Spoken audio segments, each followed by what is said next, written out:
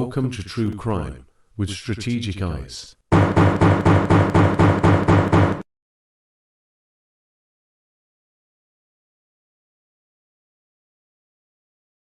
Strategic back again. What's going on, guys? Hope you guys had a great weekend. Something interesting happened just a little while ago that I think benefited the audience, so I hope you enjoyed it. We actually did a live before this live. It was a test live / pregame where I tested out the audio because I went ahead and fixed the audio because we've been having a lot of audio issues in the last few lives. So I used the membership to help me out with that. And then we talked about a live that we're going to be doing on Monday where we're going to be analyzing the video that Plunder did. We're not going to do her whole video. Please go watch it. We're going to take a snippet out of it where she says something very interesting, very, very, very interesting and groundbreaking that I want to discuss on that show. But those folks, for some strange reason, when I hit the live for members only, it actually started the live that we're doing right now, the pre-scheduled live that we're doing right now. So those lucky folks who were actually waiting for this live that was originally supposed to start at 1300, which is 1 p.m. Eastern time, they actually got to see a members only show.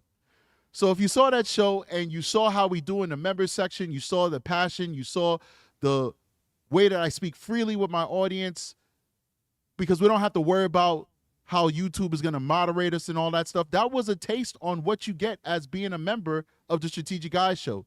So I'd hope that you now decide to give us a try and become a member of the Strategic Eyes Show. So that was not done on purpose. I even just did a video apologizing for it. That was just solely supposed to be a members only show. I like to keep the show very professional, very smooth. So I'd never do a show like that for everybody to see. But you guys got a taste of it, and it was a pretty exciting, little tidbit, little taste for what we're going to be talking about tomorrow. So once again, thank you everybody who supports the channel and is a member of the channel.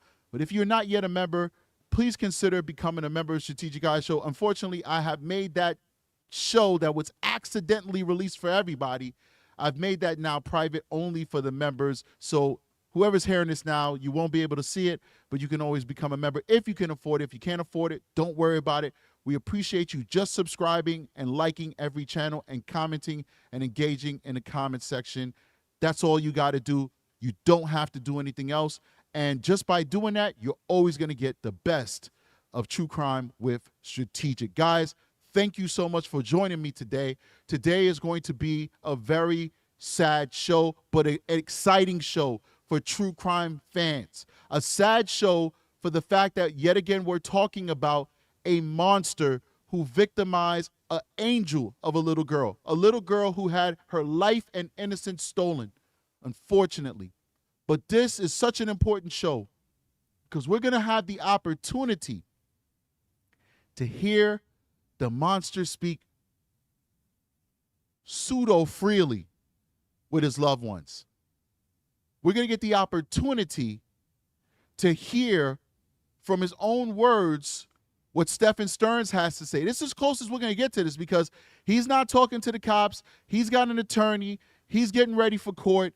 We're not going to get any interviews or anything like that from Stephan Sterns. This is it. This is the moment. And after all his the phone call that he made has been aired to the whole world, it's going to get back to Stephan Sterns, to his family, to fellow inmates, that, everything you say is played on the internet. So he's going to be even more guarded than he was on this phone call moving forward. He may not even talk on the phone again until after his case is done. So this might be the one and only opportunity we have to look beyond that veil and see Stephan Sterns. And boy, oh boy, did we not see Stephan Sterns in this call. So ladies and gentlemen, we're going to jump into this. We're going to bring this in. After that, if we have time, we're going to do a call-in show. And then we're going to get out of here. But this was such an important call, man, guys. This was such an important call, and I'm here for it. And it's such a sad call as well. All right, so we can set everything up. All right, big shout out to Grizzly True Crime for this audio. We really appreciate her support and her care for the show. So please go check out Grizzly. She had a really good breakdown of this. Really good take on it. So please go check out her channel. Make sure you subscribe to her channel and you're a fan of her channel as well. If you are just a fan of mine and not hers, you need to be a fan of Grizzly. I love Grizzly True Crime. She's a real nice individual, really nice person in the scene and behind the scenes as well. And that's the most important thing, is what is your character when you're not on the camera? So guys, big shout out to her for supplying this audio. Ladies and gentlemen, let's get started. We're going to be stopping and going back, maybe not forward, but we'll be chopping this up. So if you want to hear this audio without interruption, I get it. That's fine. You're going to have to find it somewhere else. Grizzly True Crime or Plunder. And I think the docket might have it as well. You have a myriad of options to find this audio where you can listen to it raw without any commentary or interruptions. But if you're here right now on the Strategic Eyes Show, you're here because you want me to dissect every word, every sentence. We're going to be exhaustive with our dissection of this. So don't get upset. You want to hear it uninterrupted. This is not the place you need to be right now. Go check it out somewhere else and then come back after you've listened to it in its entirety. And then you can hear my commentary. Maybe it'll be a little bit more palatable for you. All right. Let's do it, ladies and gentlemen. Make sure you hit that like button. You support the channel so we can get in an algorithm. And let's play.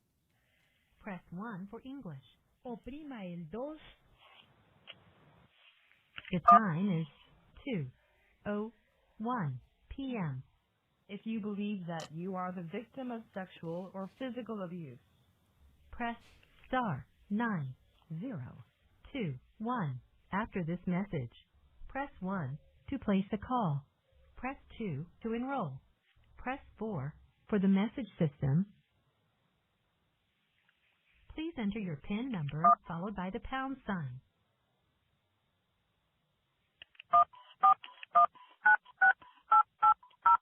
After the tone, please say United States of America. United States of America. You have one old message.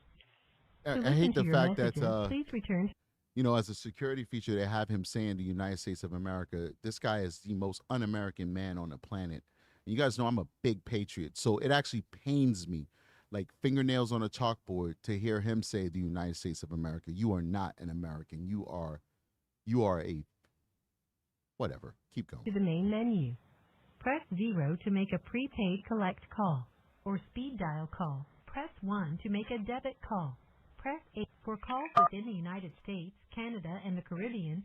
Please enter the area code, prefix, and number. To make an international call, please enter 011, the country code. It take a long time to make a phone call in this jail.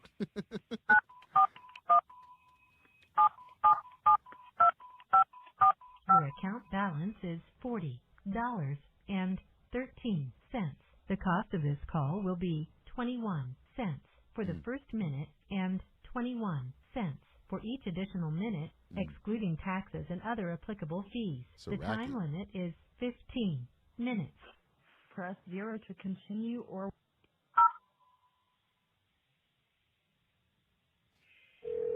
All right, finally, we're here. Getting the call going. Hello, you have a call at no expense to you from Stephan Sterns. an inmate at Osceola County Corrections Department. To accept this call, I just want to test out the mute function. I mean, not mute, the pause function, so I could do it on the keyboard. press or say 5. To refuse this call will be recorded and subject to monitoring at any time. Thank you for using IC Solutions. You may begin speaking now. Stephan, Hey, where the hell you been? I've been trying to call. We've had us on lockdown so often. Every time I've asked it, we've been on a coast-side lockdown. Okay. Which means I've been unable to call. I've been trying to call all weekend, too. So you've been on lockdown all this time? Off and on, yes. On the days that I've asked, we've happened to be on lockdown, which means either an incident has happened or they're just so understaffed that they have to. All right, if anybody who doesn't know what's going on, just see it in the chat. I want to address it real quick early on. This is Stephan Sterns talking to Christopher Sterns, his father. Christopher Sterns. Stephan Sterns, the evil killer of Madeline Soto, talking to his father, Christopher Sterns. Lock everyone down. It's probably more to do with the staffing. Okay. How you been? Well, you know, had the world's shittiest birthday present, so. Yeah. And then you didn't call, so I'm assuming because of changes that they prevented you from calling? No, they were actually moving me around a lot, shuffling back and forth, so I was having to get my phone privileges jockeyed back and forth, which takes a little while. And then, like I said, the days that I was asking, we happened to be on lockdown on those days. Does anybody know when Stephan Sterns' birthday is? Put that in the chat for me. When Stephan Sterns' birthday? I know it's on a lot of documents, but I never took the time to remember it. Please put that in the chat. I'm going to go back a little bit. He's already talking about he got the world's shittiest birthday. Once again, woe is me, putting himself before others. Who cares about why he's in prison? Who cares about what he did to Madeline? The fact that he's in jail is just totally messing up the fact that it's his birthday. Who cares about a birthday when you're facing the death penalty? Obviously, Stephan Sterns does. Very selfish, self-centered individual. Lacks empathy. Is unable to read the room. Unable to take accountability. This man is trash. Let's go back. Let's listen. It's probably more to do with the staffing. Okay. How you been? Well, you know, had the world's shittiest birthday present, so. Yeah. And then you didn't call, so I'm assuming because of changes that they prevented you from calling? No, they were actually moving me around a lot, shuffling back and forth, so I was having to get my phone privileges jockeyed back and forth, which takes a little while. And then, like I said, the days that I was asking, we happened to be on lockdown on those days. So it's just been inconvenient. Okay. Very inconvenient timing, and then we were on lockdown all weekend. I wanted to call my mom's birthday. I tried to call yesterday. I tried to call Saturday, and it was no go anytime. So. All right. Somebody made a comment in the comment section I want to address. First of all, people are saying April 25th, 1986. Thank you so much. I think I remember that he's an April baby. I was like, yeah. So I think you guys are 100% correct on that one without me verifying it myself. So thank you so much, chat. The other thing somebody said is that his father doesn't appear to be buying his BS, but his mother is delusional. And I was going to save that for a little bit later on in the show, but when I see somebody who picks up on something that I've picked up on, I like to acknowledge them. So big shout out to the person who made that comment. See if I can find you real quick. All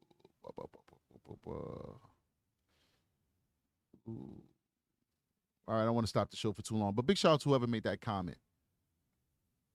I got to give kudos to his dad in this interview. I mean, not interview, in this conversation he had with his son. His dad was literally trying to solve the case. Now, has the Sterns done things incorrectly, done things wrong? There were times, absolutely. They've said things that we all believe to be inappropriate, insensitive, etc. Sometimes it seems like they're not holding their son as accountable as he should be. But this conversation happened a long time ago. This conversation happened in May. This is before they did their interviews with YouTubers and all that stuff and all this extra stuff. And in May, his father was trying to hold his feet to the fire. And you will hear that in his call. I give credit when credit is due. I will come for you when I feel like you've done something wrong, but when you do something right, I'm going to give you credit. His father was trying to hold him accountable. His father was trying to bring him back into reality in parts of this conversation where it's going to seem like Stephan Sterns is straight delusional. His mother, not so much. There was times I could hear in the background, and it's just my opinion, I could be wrong, but the mother kind of trying to shut the dad down in order to not further incriminate the son, because the dad is asking questions that maybe the mother feels like you shouldn't be asking on a recorded line. If that's the truth, very low character. I don't care if that's your son, very low character. But the father was exhibiting some semblance of honor and responsibility and putting justice before his own parental love. And that's what we want to see. Parental love is powerful, absolutely, but justice should be more powerful. Because this is not a guy who killed another guy because they had a dispute over something and maybe blah, blah, blah. This is a man who took advantage of a little child, a baby. She wasn't a baby when she died, but she certainly was a baby in my mind's eye when the abuse started. He took advantage. He took the innocence of a beautiful little baby, groomed her into pubescent teenage years, and then ended her life prematurely. This is a beast. And it doesn't matter if this beast came out of your loins. This beast is a beast. And you should hold him accountable. And I saw that a little bit from the father here. Mother, not so much. Let's keep going. I've been wanting to call. How have you been? I'm trying to put this on speaker. Yeah. I'm trying to put this on speaker. Okay. How have you been? Can you hear me? Good. Can you hear us? Yes. Is Mom there with you? Yeah. Can you hear me?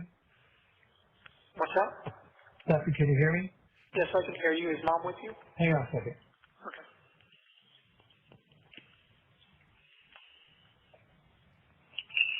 All right, can you hear me? Yes. Stephan, You can hear me?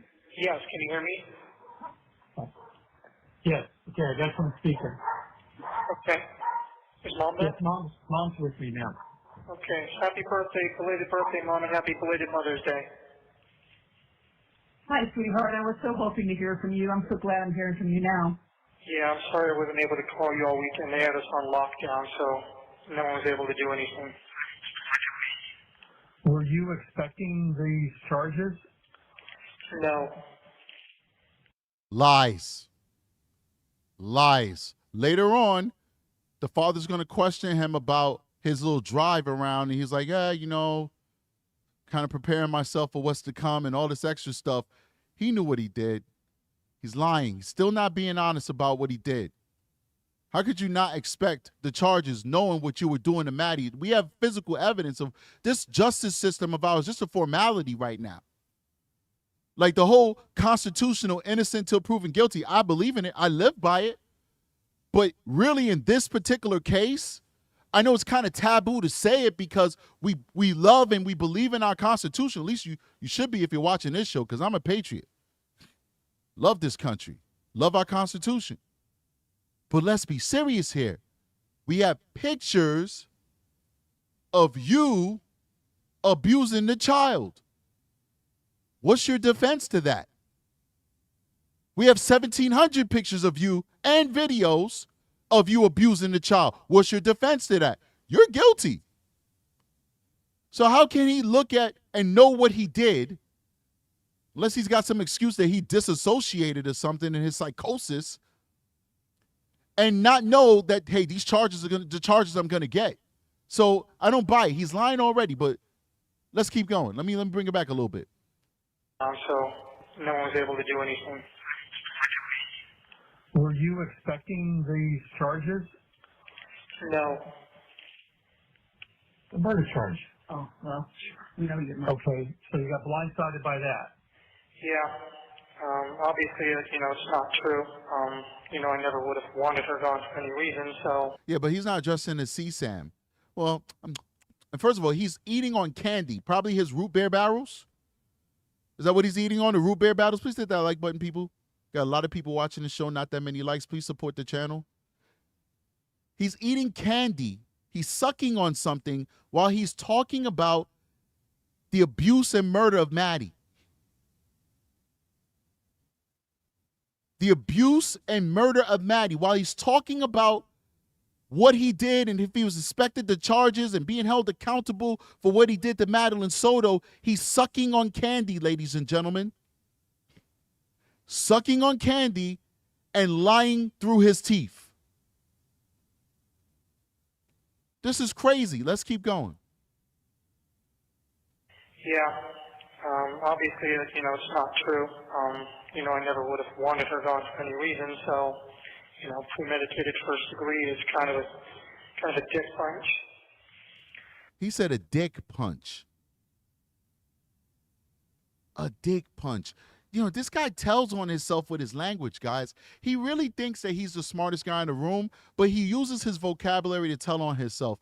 You notice when he was being interviewed by detectives initially when she first went missing, we know what really happened to her.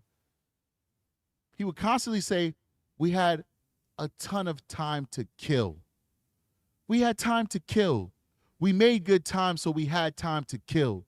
We made excellent time and we had time to kill. Constantly said time to kill. Turns out he used that time to kill her. It's telling on himself. They're talking about the abuse and murder of Maddie, and he now uses this term that not many people use by stating that the premeditated murder charges was a dick punch. A D-I-C-K punch. Inappropriate, number one, when you're talking to your parents. Number two, considering what you're accused of doing to this child, wholly and totally inappropriate.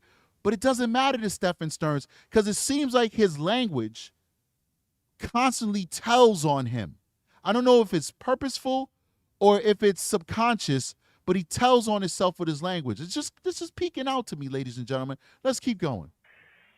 Yeah. No, I was wondering if you had any updates or anything.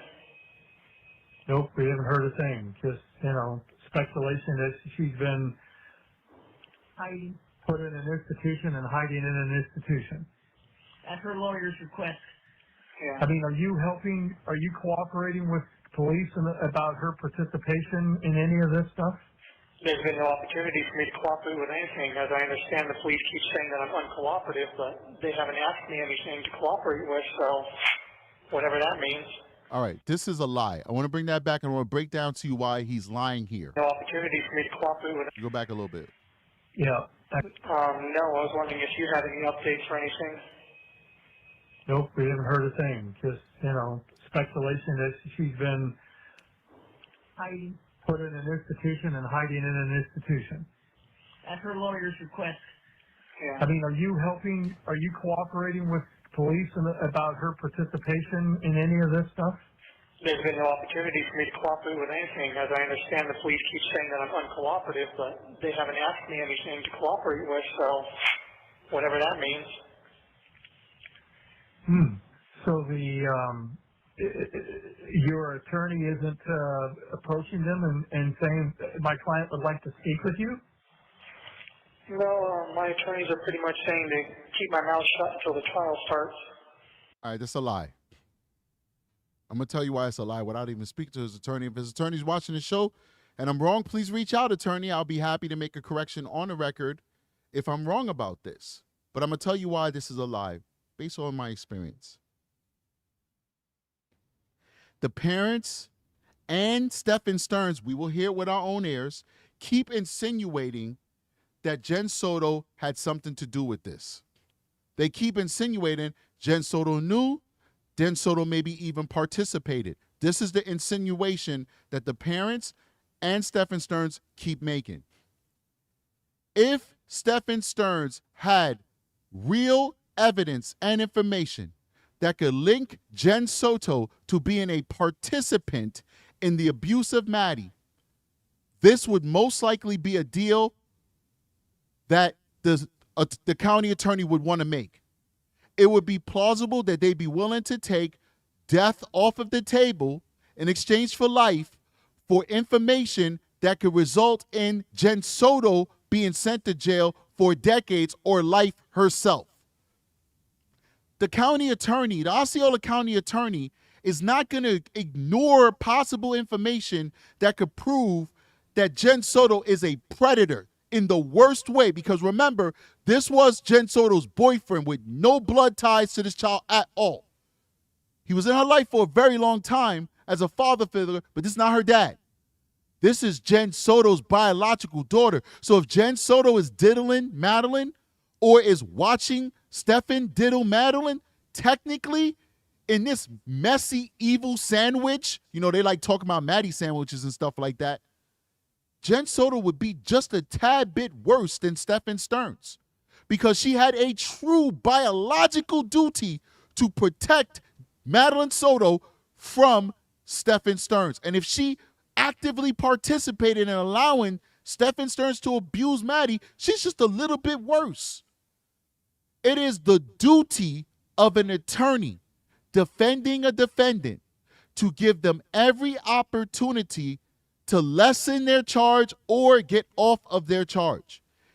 If Stephan Sterns has information that could implicate Jen Soto, and that attorney's like, nope, don't say nothing, let's wait for the trial, that attorney is engaging in misconduct. That attorney could be reported to the bar and disbarred. That attorney is giving ineffective counsel. That attorney has a duty.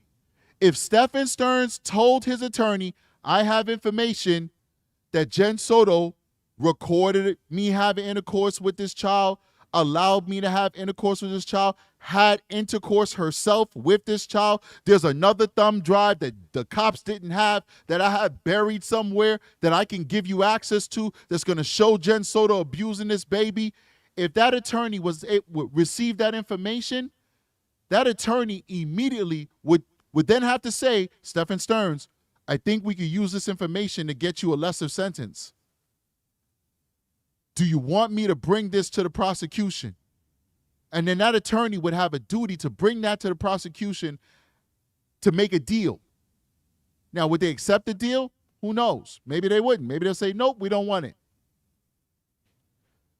For whatever reason, we want Jen Soto to go free. We don't want it. We just want to put Stephan to death. That's a possibility. They could do that. But it's not like this conversation would not have happened. So for Stephan Sterns to sit there and act like, nope, nobody's coming to talk to me. I've got all the information they need, and they don't want to talk to me. I want to cooperate 1,000%. I want to give them the horse and the carriage. I want to deliver this case. I want to give them a full confession. I want to give them Jen Soto. I want to give them the P ring that I was probably trading photos with. That's how he was able to amass 30-something thousand images. I want to explain that to you guys real quick before we move forward with the call. Nobody is sharing CSAM on the internet anymore in terms of just putting it on the web for people to come and download it.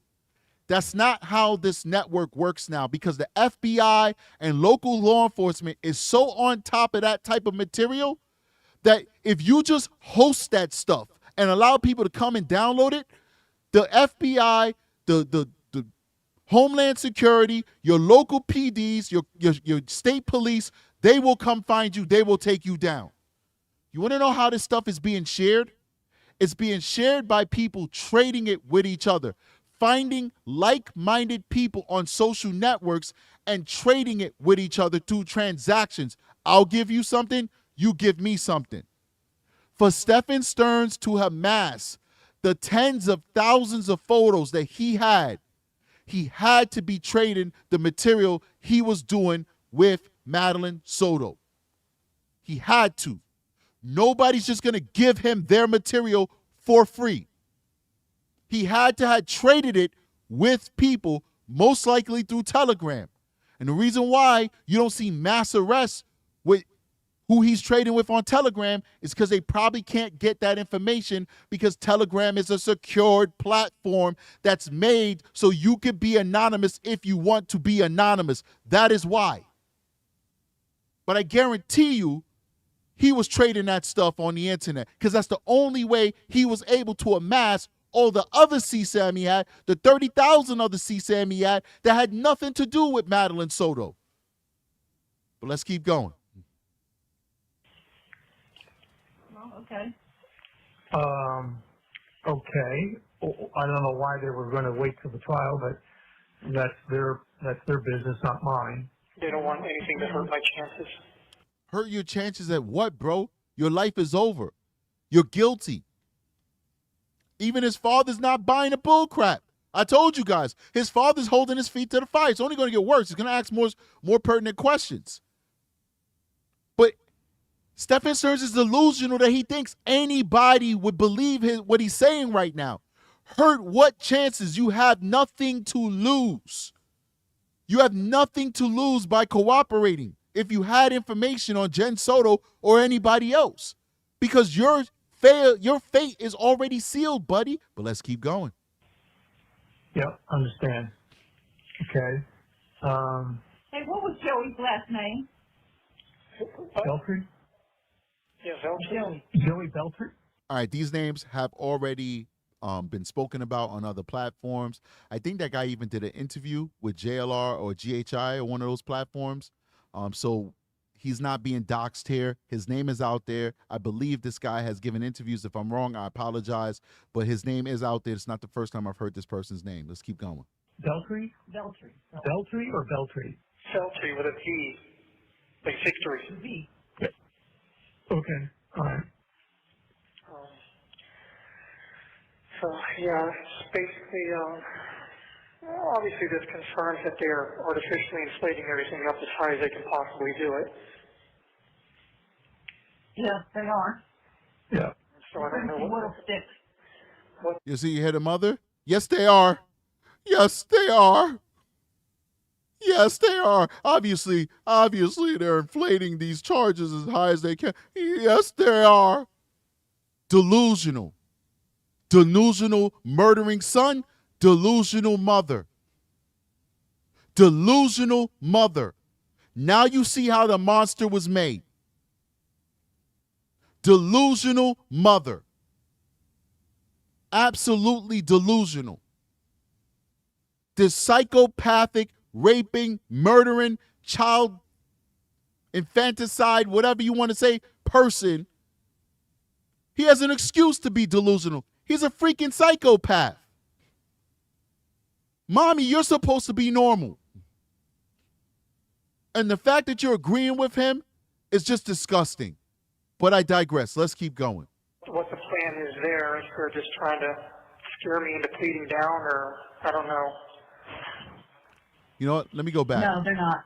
I want context. I want context. Yeah, Veltri. Joey Beltry? Beltry? Beltry. Beltry or Beltry? Veltri with a V, like victory. V. Okay, all right. So yeah, it's basically obviously this confirms that they're artificially inflating everything up as high as they can possibly do it. Yeah, they are. Yeah. So I don't know What'll stick? what the plan is there. If they're just trying to. She's saying trying to see what will stick. This lady been watching too much cop movies. She's been watching too much Charles Bronson movies or something. What will stick?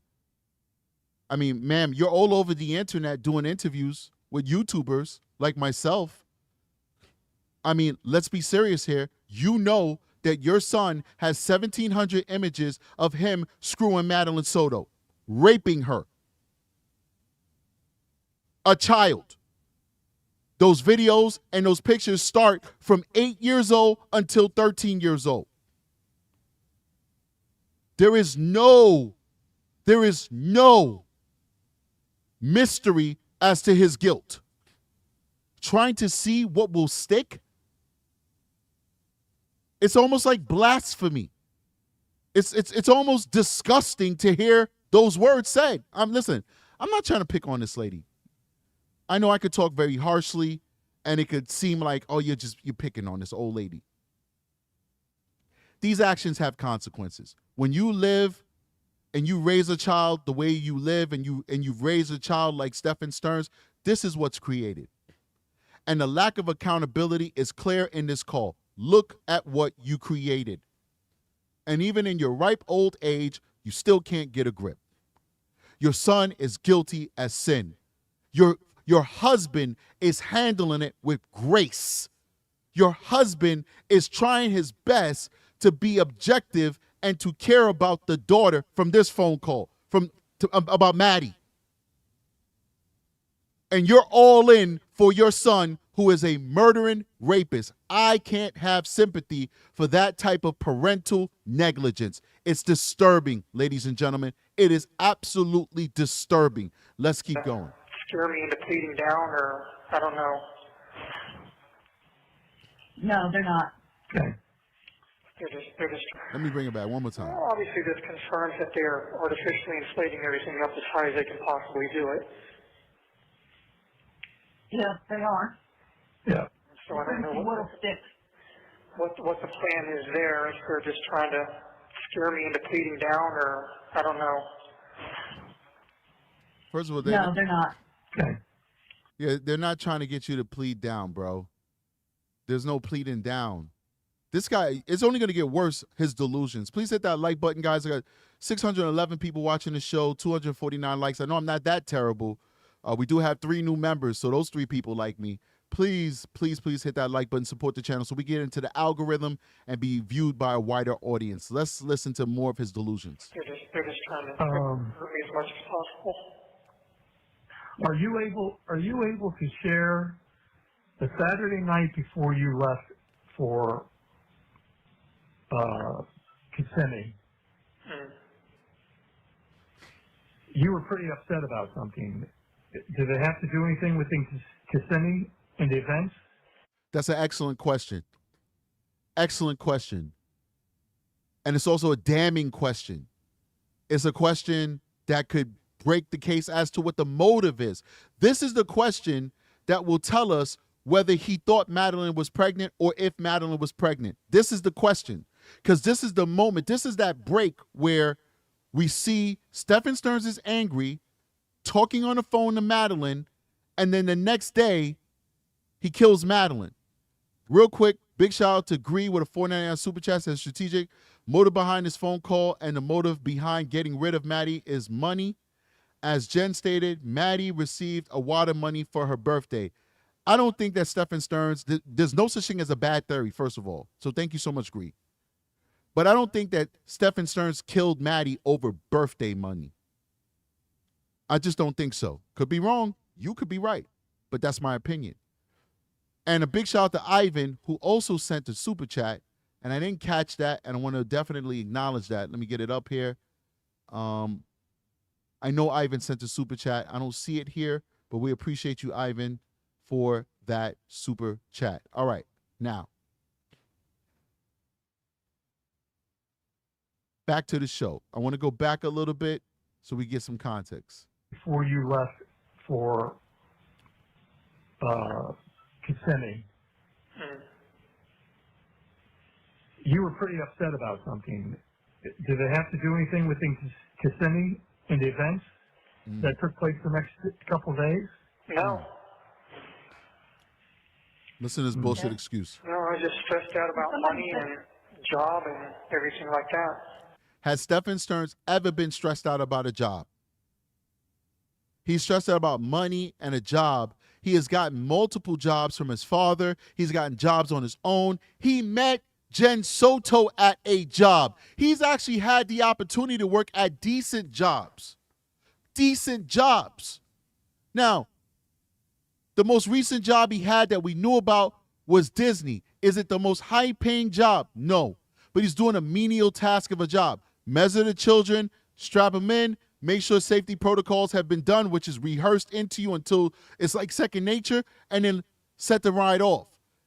It's not the high-paying job, but these jobs do have benefits. They do have health insurance and all these other benefits. But he's had decent jobs before, especially in real estate, off of the strength of his father's reputation. And each time, he has been the one to quit these jobs, to not show up to these jobs, to oversleep, to lose interest, to quit, etc. It's always been him. So this statement does not even match up with his motive. This doesn't match up with his modus operandi. This is not Stephan Sterns. This is not something that Stephan Sterns would care about. It's a lie. It's a lie to cover up what he was really upset about. I don't know. I can speculate. I've already speculated and told you what I think he was upset about. But this is not it. Let's keep going. Some woman got on a YouTube thing and said that you weren't even at the party. Party? Yeah, her birthday party. Yeah, I haven't gotten there yet. I went up there Sunday evening and got there after she was done at her party. Oh, okay. And we were very happy that I was there. We were very happy that the three of us were together. It was shaping up to be a great week and a great visit. You know, there's no reason for anything to happen that happened. Is there some explanation of I came up Wednesday morning, met you at the hotel early in the morning, and is there some explanation why you left and went where you went? I was driving around. All right, so he said that they were very excited for him to come, and it was shaping up for it to be a great week. So I'm not sure if he planned on staying a week, but I remember reading and hearing that his car only had like one changing of clothing or something like that. He did not have a lot of clothes, like he was going to be sticking around for a while. That's number one. The other thing is, believe Maddie's friends said that she was very upset after getting off the phone with Stephan Sterns during her party. So that also contradicts what he said, because he's upset on his end to the point where his family notices that he's upset. We're concerned that he was upset. This is from their interviews that they did previous to this conversation. And she's so upset on her end that her friends noticed that she was upset with the conversation that she had with Stephan Sterns. So both of these independent outside witnesses contradict the rosy picture that he's trying to paint right now on this phone call. Big shout out to DG, who's now Strategic Eyes recruit. Big shout out to everybody who has become a Strategic Eyes member since this live has started. Thank you so much for supporting the channel, guys. Let's keep going. Okay, understood you were driving around, but they know where you were driving around. Yeah. And we know. Okay.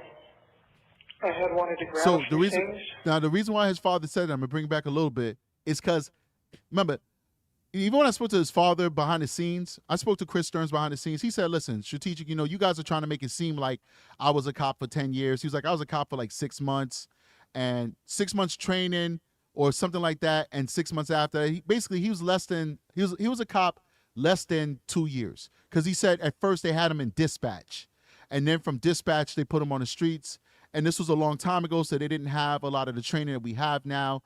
He said he barely knew what he was doing. I hear you. And I respect what you're saying, because that's your life. I wasn't there. I'm not 70 years old, so I believe what you're saying about your resume. But you're going to pick stuff up when you're a cop. Even if you're a cop for a week on the job, you're going to pick up certain things, because we deal with human nature. That's what we deal with, right? And as we're dealing with human nature, you're going to learn to say certain things to people, which is going to be a nice way of saying, cut the bullshit. Big shout out to Cherry Roberts with a 5 gift membership to 5 lucky people. Please make sure that you guys tell Cherry thank you for giving you a gift membership inside of the chat. Very kind and generous of you, Cherry. Thank you. You're going to learn nice ways of telling people cut the bullshit. If you tell somebody cut the bullshit, then now you're going to be at odds. You're not going to get anywhere. They're going to say, oh, well, you disrespected me. Well, I'm not going to respect your authority because you disrespected me. The last thing you want to do on the streets when you're being a law enforcement officer, which I see law enforcement officers do it all the time with civilians, and it usually results in an escalation, is you don't want to hurt somebody's ego, and you don't want to hurt somebody's pride. For many people, all they have is their pride. They might be very poor. They might be uneducated. They might have criminal records and live mediocre lives. And all they have is their self-worth and their pride. And I've seen people kill people over their pride, their self-worth, because that's all they had left. And when you took that away from them, well, they had nothing else to lose. Same thing happens with cops on the streets. When you're talking to people, you take away their pride, you lose their cooperation. So we develop ways of telling people cut the nonsense without telling them cut the nonsense and hurt their pride. What he just did to his son was a cut the nonsense moment. He said, where did you go when you took that drive? Before his son could answer that question, he used a cop technique on him. Whether he knew he used a cop technique on him or not. He said, because they already know where you went. He's talking about the police. And we already know where you went. So where did you go? So he basically told his son, don't freaking lie to me because I will know that you're a liar. So can you tell me the truth for once? That is what Christopher Sterns just did to Stephan Sterns. Let's bring it back and let's see how Stephan Sterns answered that setup to that question. Let's keep going. Okay. Understood you were driving around, but they know where you were driving around. Yeah. And we know. Okay. I had wanted to grab a few things and get my ducks in a row, kind of prepare myself for whatever was coming, but I couldn't find what I was looking for. Okay. That sounds so suspicious, ladies and gentlemen. And we know everything he said is a lie, but that last statement was telling. Listen to that. Okay. Prepare myself for whatever was coming, but I had wanted to grab a few things and get my ducks in a row, kind of prepare myself for whatever was coming, but... Prepare myself for whatever's coming. You said that your contention is you're innocent. So what were you preparing yourself for? But this last statement is what threw me for a loop. Listen. I couldn't find what I was looking for. Couldn't find what I was looking for. I think that was the truth. I think that was a Freudian slip. Stephan Sterns was looking for something. Maybe he was looking for a way out. Maybe that's what he was looking for. For those of you guys who are listening on the podcast and not watching me right now, I just made the simple of taking yourself out of the count, as we used to say in the prison system. Maybe he was looking for that and he didn't have the courage to complete the deed. Maybe he was looking to hide evidence. Maybe he was looking for evidence that he may have dropped. Maybe he went back to her body. Maybe he was looking to find a story, figure a story out for himself. Look, maybe he's looking for an escape. Could he flee south, hit the border, whatever? I don't know. Get on a boat to Cuba? I don't know. But I think that statement may have been the only truthful statement that he made in those sentences he just made to his parents. And that he couldn't find what he was looking for. I wonder what he was looking for. Let's keep going. Okay. And then I ended up just kind of driving around aimlessly. Okay. I mean, you asked me to come up, and we hardly spent 35 minutes the entire time I was there throughout the entire day. And it's like, I wasn't sure why I was there, and then I was caught off guard by what happened later that afternoon, and obviously haven't seen you since. Yeah, well, I just felt like I needed an ally there. Well, I wish you had come to me and talked to me about some stuff, and maybe we could have helped you out in some way, giving you some advice. But he felt like he needed an ally. He felt like he needed an ally because he felt that the gauntlet was closing in on him. He saw that they were closing in on him, that they were reading through his lies, and that they knew that he was the key to finding out what happened to Maddie. He wanted his father there, the coward that he is. So not a man that he needed another man to come and uplift him. But I think what he also needed was finances. I think what the Sterns fail to realize is that their son doesn't really love them. Maybe they know it. I know they watch the show from time to time. It is what it is. I'm not trying to upset you people, but I don't know you, and I'm going to speak my mind. And I'm not going to let anything stop me. That's why I don't typically do interviews with family members and stuff like that, because we're human beings. You talk to somebody, you kind of get endeared to them, and now you watch what you say. I don't want to watch what I say. I don't want to feel like I'm beholden. I'm not saying other YouTubers do this. I'm just speaking for myself. I don't want to feel like I'm beholden to somebody because I've had a personal connection with them. I want to be able to say my truth unfiltered, and that's why we shy away from doing these type of interviews with people who are involved in these cases, because we don't want to water down our approach to these cases due to human nature. Sometimes these things happen subconsciously. You don't even realize that you're softening your tone simply because you have a personal relationship with the person.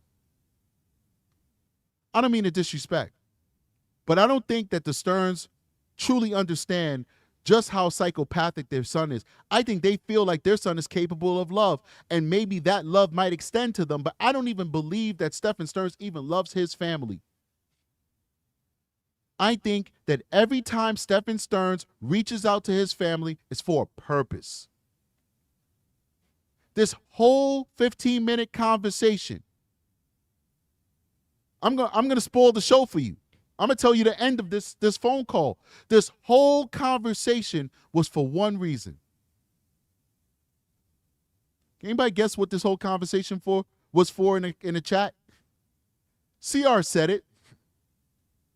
CR said it, and we got a delay, so they were quick with it. CR said money. Money. This whole conversation, putting up with his parents, asking him these questions, was because he wanted more money. And Miss Jessica said what the money is for commissary. He wants his root beer barrel candy and his strawberry soda and his Danishes. That's all he wants. Stephan Sterns does not love Deborah Sterns or Christopher Sterns. Stephan Sterns loves to use people. Stephan Sterns loves to abuse people. Stephan Sterns is a monster. That is all. Let's keep going. I wish you had come to me and talked to me about some stuff, and maybe we could have helped you out some way, in some way, giving you some advice. But certainly, under the extenuating circumstances, what was later discovered obviously couldn't help you any further than what had already taken place. So the most logical thing would be to have, face up to it and have a conversation with the appropriate authorities or get an attorney or something. But be that as it may. Yep. While his father, got a copy of well, I'll bring it back so you can hear what the mother has to say. While the father's saying that, I can just read Stephan Sterns' minds. He's just like, shut the F up. I don't care. Seriously. He does not care. He absolutely does not care, ladies and gentlemen. Big shout out to Emily Y with a 1 gift membership to some lucky person. I think a person named Kristen is now a Strategic Eyes member. Congratulations, Kristen. Please make sure that you support the channel and you also thank Emil for their generous contribution to the show and gift to you. So thank you so much, Emil, for showing that love. Yeah, he doesn't care, guys. He doesn't give a damn. He absolutely does not care what his father is saying. Because what his father is saying is what the stand-up thing would be to do. What was supposed to happen in a stand-up situation is that Stephan Sterns would go to his father and say, Dad, I did something horrible. I took advantage of Maddie. I have a problem. I have a problem. I have a sick problem. I did horrible things to Maddie, Dad. And I got scared. For whatever reason, Strategic believes, talking about myself in the third person like I'm crazy. Strategic believes, I see that highlighted comment. Leave it up there. I'll get to it in a second. Strategic believes that Stephan thought she got pregnant, or maybe she was pregnant. Dad, I killed her. I thought she was pregnant, or she was pregnant. I killed her. I got scared. I didn't want to do life in prison. I was just thinking all kinds of things. My brain was everywhere, and I thought that maybe I could get away with it, and I could save my life. I'm a coward, Dad. I'm a piece of shit, but I need help, and I can't do this anymore. Help me, Dad. You know what his father would have did? Exactly what he should have did, or what he would have did. He would have said, all right, I hear that. Thank you for telling me. Let's go and get you an attorney, and let's turn you into the police. That's perfectly fine. That is perfectly fine. If my son my daughters, whoever, because it can happen to anybody. We don't want to put nothing on ourselves, but it can happen to anybody. Came to me with something horrible, I would say the same thing. I would get my son, I'd get my daughters an attorney because that's their constitutional right. That doesn't mean I condone what they did. That's why I was never mad when I was mad with the attorney situation because Jen Soto should not have been telling Christopher Sterns to get his son an attorney because Jen Soto at that point knew that Stephan had abused her daughter. And her allegiance should have been with her daughter, who was the victim. She should have supported the victim, supported the legacy of the victim, not Stephan Sterns. But what Chris Sterns did with that information was nothing wrong if he went and got his son an attorney. Because that's what you're supposed to do. Because having an attorney is your constitutional right.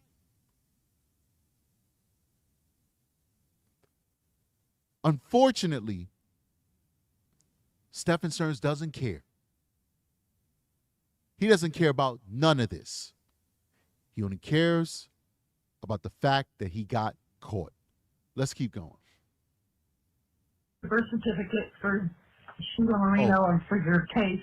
I'm sorry. I'm going to bring that back. I just want to acknowledge Betty. Betty says, I feel for them at this point, talking about the Sterns family. All right. Let me bring it back so we get some context. And have a conversation with the appropriate authorities or get an attorney or something. But be that as it may. Yep. Well, we got a copy of your birth certificate for Sheila Marino and for your case. We're trying to get hospital records from the TBI, that Sarasota Memorial. I told you guys. I didn't even notice this when I first listened to this. I just noticed it now. What show did I do that in? I just recently did a show where I spoke about the fact that they're going to use his traumatic brain injury as his defense. The mother just said, oh my gosh. Let me see if I can look that up real quick. I hate to put the show on pause. I apologize for that. You guys know I like a smooth show. But I'm telling you guys, if you're not watching the Strategic Eyes show, you're missing out. Because I'm not pulling these theories out of my booty. I used to have a nice booty, then I lost all this weight. Now I have no booty. I'm looking terrible back there. I need to get like some padded underwear or something. I'm not pulling this stuff out of space.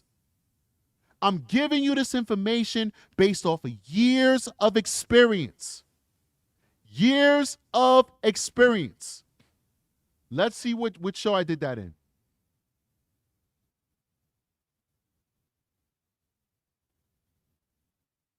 Yes. The show done on October 18th, 2024. Does Stephan Sterns have a defense against the death penalty?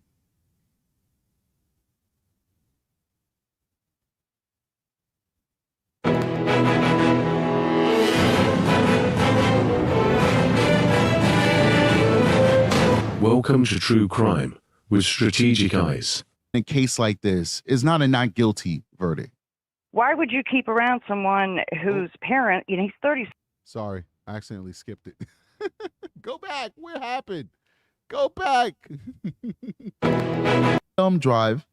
Like, we're going to, in the court, they'll get an ID procedure. Did his urine in a jar. Stephan Sterns was in HR and JLR. And these folks were doing great work out to see if he could catch her naked when he got. Now, it's not complete. We know he worked at Disney. Case here, but we do hear rumors didn't want to work it or just fell through. A person who 30-something years old, ladies and gentlemen, well, it started when he was a child. Boom. Allegedly. And he was run over by that next door neighbor and his head was injured horrendously. And after that day, he ceased to be the little boy that they knew. It's possible. Doesn't absolve him for the things that he did. But the defense attorney is not looking to absolve or have Stephan Sterns somehow absolved where he can now walk the streets as a free man, not guilty, deadlocked. That's not what they're shooting for because they're not going to get it. They're shooting for a mitigating factor that will spare him the death penalty. Just like they're trying to push out this trial as long as possible so he can stay in county jail prison. Because remember, the first trial he gets convicted on, second trial, then they'll bring him. You guys get the point. Let me bring that video back. You guys get the point. I said it on October 18th. He will use TBI as an excuse for his actions.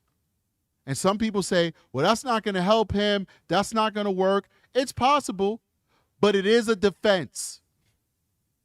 Because if you committed the crime because of some type of mental defect and you were not of sound mind, that is a mitigating circumstance that could in some instances take the death penalty off of the table, maybe not by the prosecutor, but by the jury.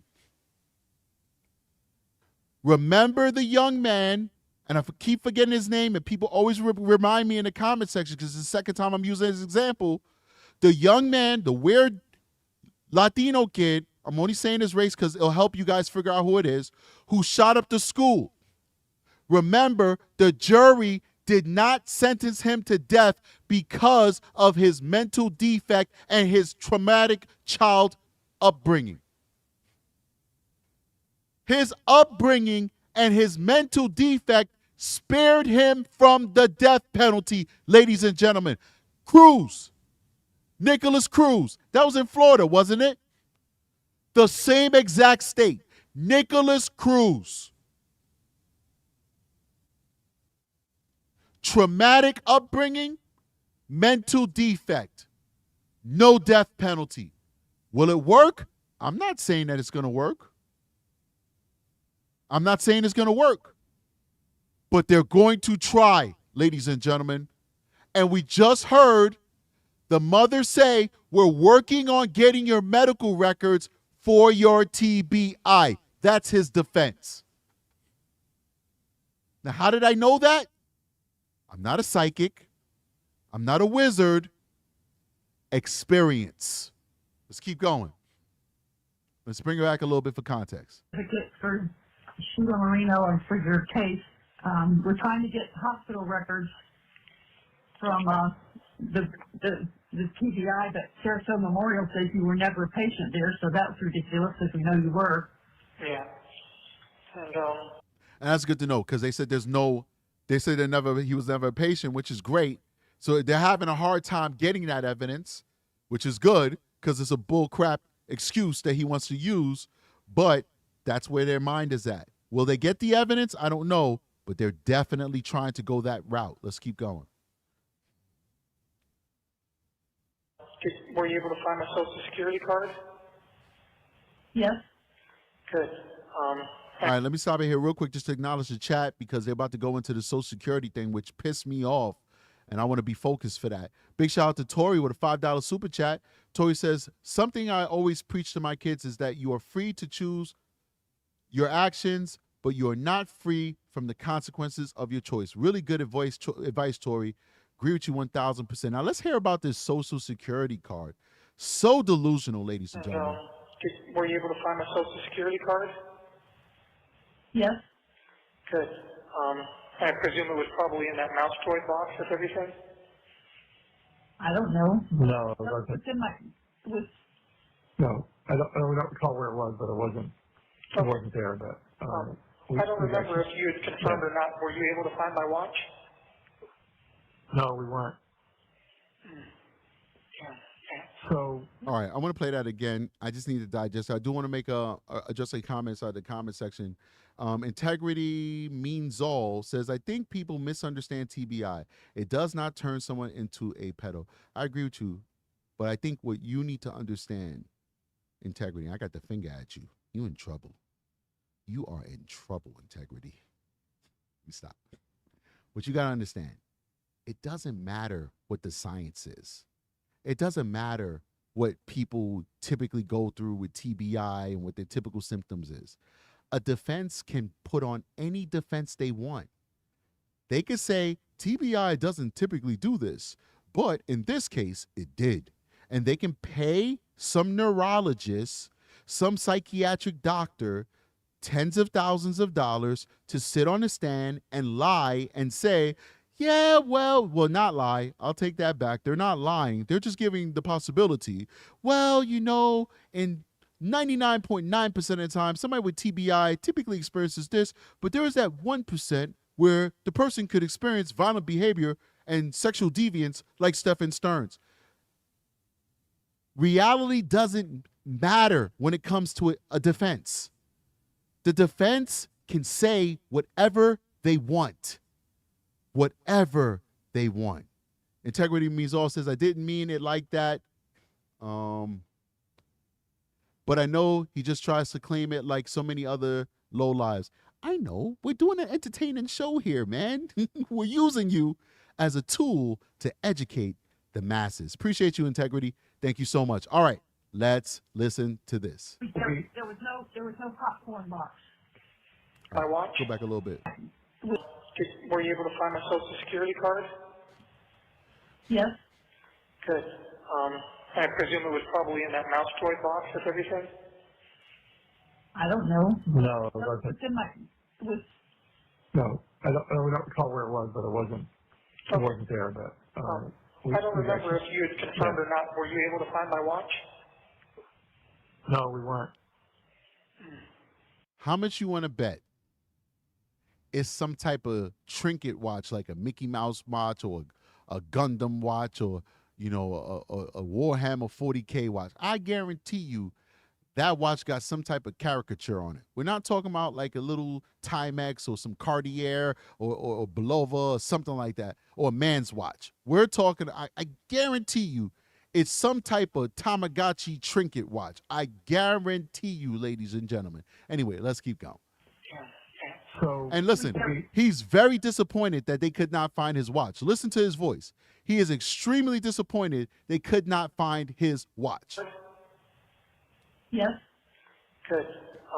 I presume it was probably in that mouse toy box with everything?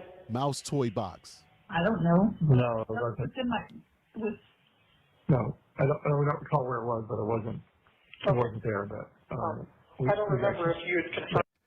Ivan says it's in a Mickey Mouse box. I think I heard him say mouse toy box. I don't know. Might be Mickey Mouse. He's just calling it mouse. I don't know. But so immature. Such a man in arrested development, as I always say. This guy is a bona fide loser. Let's keep going. Or not, were you able to find my watch? No, we weren't. So There was no popcorn box. So little silver mouse we already toy. had your Social Security card. So why did you think we need I already knew your number. I don't. Why did you think we need to find the card? Just in case I was going to need it in the future. Stop the presses, ladies and gentlemen. Grizzly True Crime's in the building. Big shout out to Grizzly. She says, just saying hi quick. Be back later for the replay. Thank you so much, Grizzly, for coming and gracing us with your presence. We do appreciate you, and we gave you a big shout out in the beginning of the show for the audio. Thank you so much for supporting the channel, supporting small creators like myself who aspire to be a big creator like you. Thank you so much for sharing and being awesome. Thank you. All right, back to the show, guys. Okay. Well, we have that. How long I'm going to be here, or if or when I'll ever be released, or if you guys are going to be around at that point. But, birth certificate, Social Security card might be things I'll need. Wait, I got to bring that back. We got to get that in full context. We got to digest that. There's a lot that's coming out in these next few sentences. And I think it shows how delusional Stephan Sterns is. It shows just how out of touch this person is and how self-absorbed he is, that he's unable to think outside of himself. He literally thinks that he might have a possibility of going out there. And when he gets out there, he's going to need that Social Security card for what? I don't know, get a job? He really thinks that there's a possibility he might make it through all of this. This guy is literally delusional, but I'm going to really enjoy the reality check that his father's going to give him. Like I told you guys, I am giving grace to the father with this phone call. I am giving grace to his father with this phone call. His father did a great job in this phone call. Let's bring it back. Let's get out context. Listen to this insanity, ladies and gentlemen. Need it in the future. Okay. Well, We have that. A little further back, a little further I back. presume Sorry. it was probably in that mouse toy box with everything. I don't know. No, it wasn't. It's in my, it was, No, I don't recall where it was, but it wasn't. It Okay. wasn't there. But I don't remember if you had confirmed or not. Were you able to find my watch? No, we weren't. Yeah. Okay. So there was no popcorn box. So little silver mouse we already toy. had your social security card. So why did you think we need I already knew your number. I don't. Why do you think we need to find the card? Just in case I was going to need it in the future. Need it in the future. Okay. Well, we have that. How long I'm going to be here, if or when I'll ever be released, or if you guys are going to be around at that point. But Wow. birth certificate, social security card might be things I'll need in that case. Well, the penalty for the crimes you have been charged with carry a minimum 40-year sentence. Now, so his father's checking out. First of all, big shout out to CR with a $5 super stick. I appreciate you. I got to double check that because my understanding is that the minimum for the crimes that he is being accused of is life in prison. That is the minimum. It's a capital case, and the fallback sentence would be life in prison without the possibility of parole. That is my understanding. I have to check that out just to make sure, because I don't want to say Chris Sterns is 1,000% wrong, and he's not. But my understanding is life in prison. And as I was stopping this video to make that comment, I thought about Stephan Sterns' brother. Now, we've never talked about Stephan Sterns' brother on this show, and we will not talk about Stephan Sterns' brother, only to say that it's kind of sad that in this family, they were able to raise a son that actually is a true American hero, that brother. I'm not going to say no more about that because I don't want people looking them up. I know stuff is out there, but like I said, I'm a big patriot, and I would say this, that he serves his country.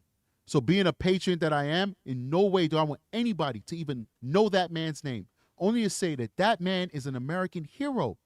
And it's so crazy how this family created polar opposites. On one hand, a son that is the pillar of our community and an absolute American hero. Like, this guy really is the real deal. And then on the other hand, a son that is the proverbial example of a monster. How could you raise two diametrically opposite human beings? I don't know. I don't know.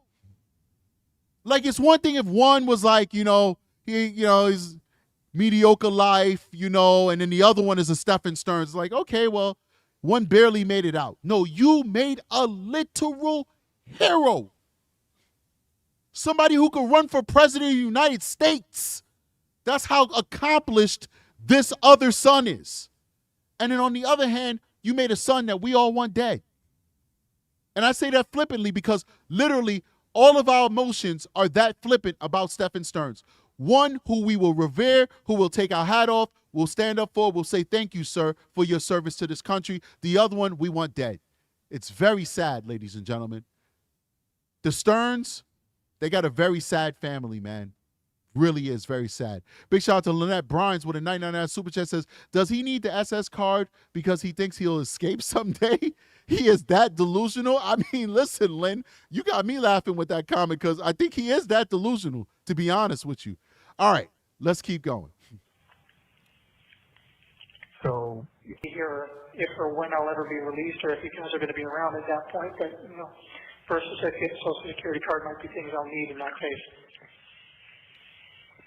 well, the penalty for the crimes you have been charged with carry a minimum 40-year sentence. So obviously we're going to be gone. Rick will be gone. We'll all be gone. I mean, we're sad about that, obviously, because there won't be anybody here for you when you come out. Yeah, and I'll be lucky if I have another 40 years left in me either. So. Yeah. I mean, I guess everything sticks. You get things I, fixed. I wish there was a way that. This guy is like literally delusional. Maggie Duke says he never had a TBI. I am an RN. Hospitals never lose medical records. I can attest to that. I agree with that. I mean, I'm not in the medical field, but I know that it is against the law for them not to keep these records. And Stephan Sterns is not 100 years old. Stephan Sterns is an 80s baby. They kept good records in the 80s.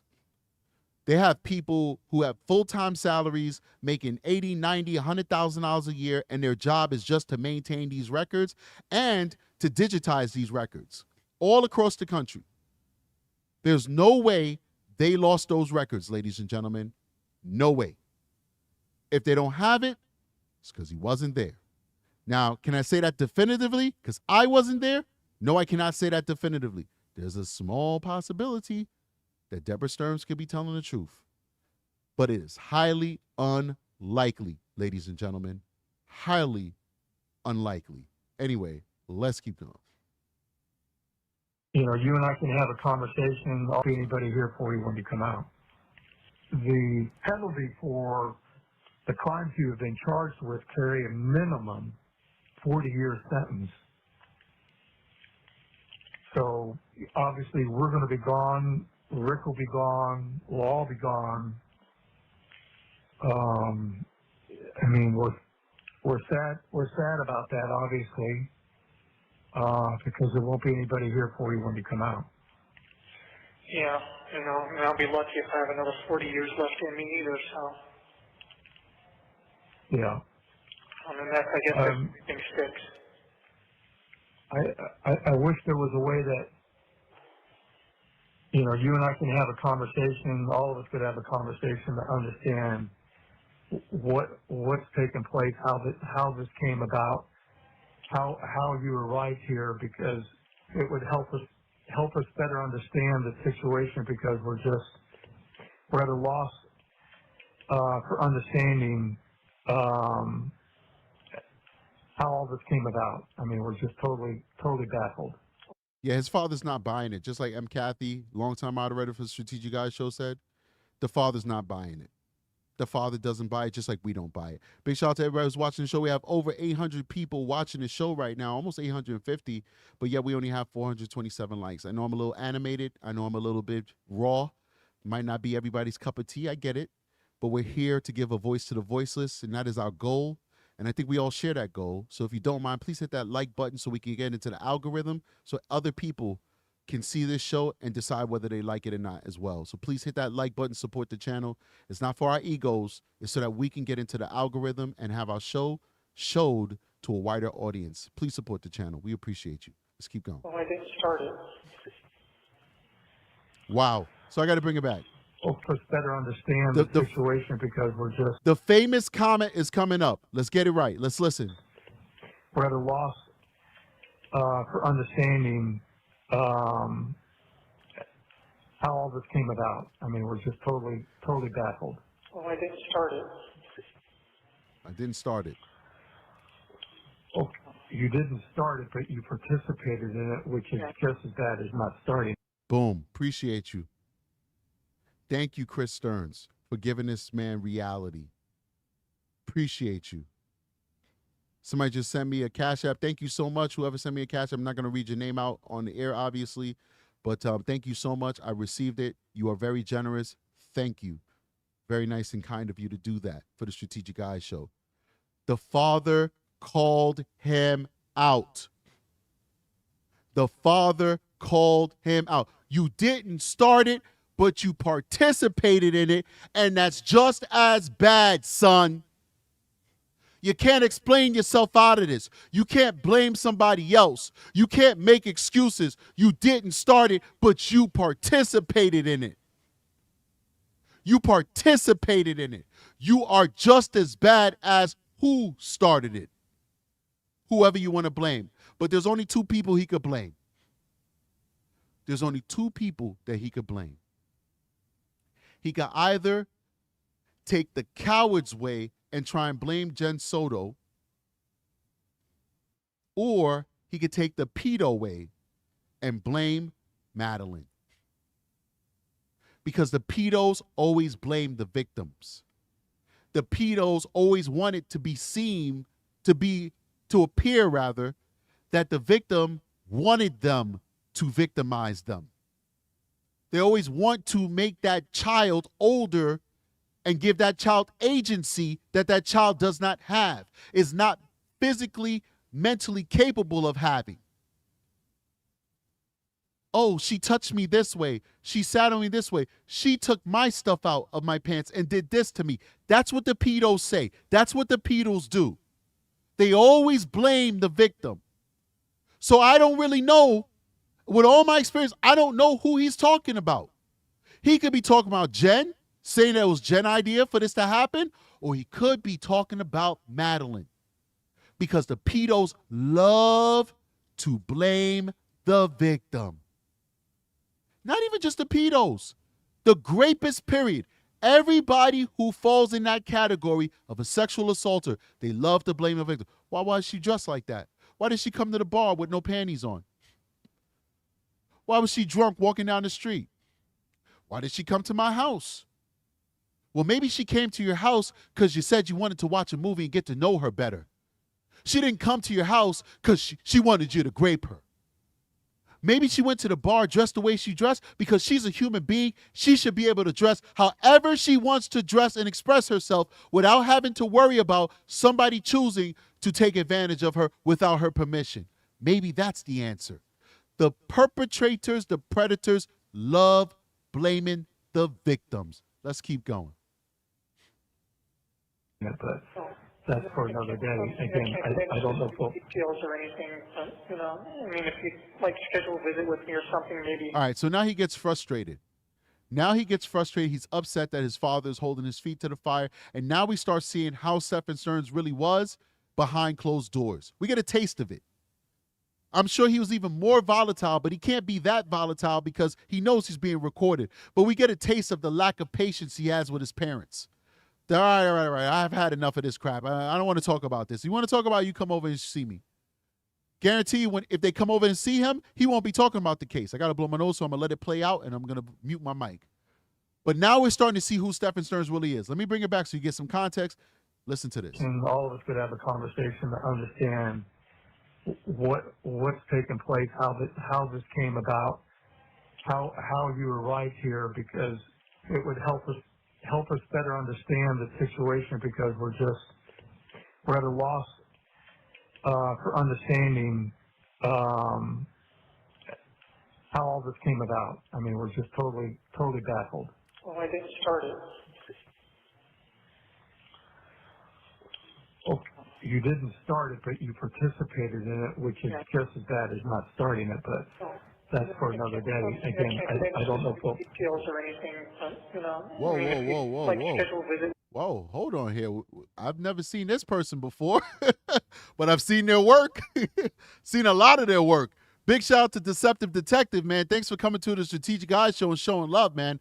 Love your work. Very talented guy. I believe the Deceptive Detective is an attorney, and I believe that he uses his skills and his experience breaking down people's statements, etc. Please go subscribe to his channel. These guys are all a part of this wider true crime community that makes true crime so popular on YouTube, because you have so many professionals with such a wide-ranging toolbox that talks about these issues, man. So please go support Deceptive Detective and show that love. And man, wow, great channel. And thank you so much for coming over to my channel and showing me love and gracing me with your appearance, man. Thank you. You're such an awesome guy, man. Very graceful. Appreciate you. All right, let's keep going. With me or something, maybe we can find some way to talk. I don't know. I think we're always going to be recorded, so there won't be an opportunity to do that. Now, we have to make arrangements for you to sign off on a power of attorney. Real quick, we also dropped the link for the Deceptive Detective. Go ahead and hit that link when you can. Make sure you subscribe to that channel, guys. So we can do something with this car.